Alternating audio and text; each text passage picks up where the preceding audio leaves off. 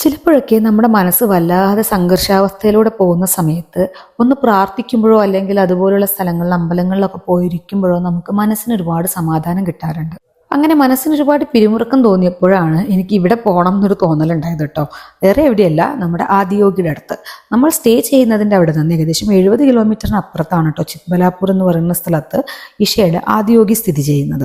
ഇവിടെ വരണമെന്നും ഇവിടുത്തെ ലൈറ്റ് ഷോ കാണണമെന്നും കുറേ കാലങ്ങളായിട്ട് വിചാരിക്കുന്നുണ്ടെങ്കിലും അതിനൊന്നും ഇറങ്ങി പുറപ്പെടാറുണ്ടായിരുന്നില്ല. പക്ഷെ മനസ്സിന് എന്തോ വല്ലായ്മ തോന്നിയിരിക്കുന്ന സമയത്ത് കുറച്ചു നേരം ഇവിടെ വന്നിരിക്കണം, ഇവിടെ നിന്ന് കാണണം എന്ന് മനസ്സിൽ നിന്ന് ആരോ വിളിച്ചു പറയുന്ന പോലെ തോന്നിയിട്ട് തന്നെയാണ് കേട്ടോ ഇങ്ങോട്ട് ഇറങ്ങി പുറപ്പെട്ടത്. നല്ല മഴക്കാറും ഗോളും ഉള്ളൊരു ദിവസമാണ് നമ്മളിവിടെ എത്തിപ്പെട്ടത്. ടൗണിൽ നിന്നൊക്കെ ഒരുപാട് മാറി, ഒരുപാട് ഒച്ചപ്പാടും ബഹളങ്ങളും ഒന്നും ഇല്ലാത്തൊരു ഏരിയ ആണ് കേട്ടോ അത്. കുന്നുകളും മലകളും ഒക്കെ ആയിട്ട് വളരെ നല്ലൊരു കാലാവസ്ഥയും കൂടിയാണ് കേട്ടോ.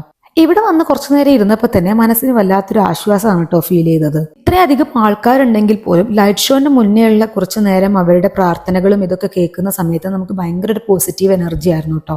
ഈ ലൈറ്റ് ഷോ ഒരു കാണേണ്ട കാഴ്ച തന്നെയാണ് കേട്ടോ. കണ്ണിന് വളരെയധികം വിസ്മയം ഉണ്ടാക്കുന്ന രീതിയിലായിരുന്നു ലൈറ്റ് ഷോ. അതിന് മാറ്റി കൂട്ടാൻ എന്ന പോലെ ഇടയ്ക്കിടയ്ക്ക് ഇടിമിന്നലും ഒക്കെ ഉണ്ടായിരുന്നു കേട്ടോ. ലൈറ്റ് ഷോ കഴിഞ്ഞിട്ട് നമ്മൾ അതിനകത്ത് ഉള്ളിൽ കയറി പ്രാർത്ഥിച്ചു. അവിടെ നിന്ന് കുറച്ച് ലഡു ഒക്കെ വാങ്ങിച്ചിട്ടുണ്ടായിരുന്നു. ഒരു കറുത്ത കളറിൽ എള്ളുകൊണ്ടൊക്കെ ഉണ്ടാക്കിയിട്ടുണ്ടായിരുന്ന ഒരു ലഡു ആയിരുന്നു കേട്ടോ.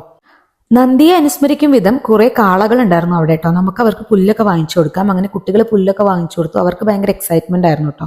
പിന്നെ ഫുഡൊക്കെ കഴിച്ചിട്ടാണ് നമ്മൾ പോകുന്നത്.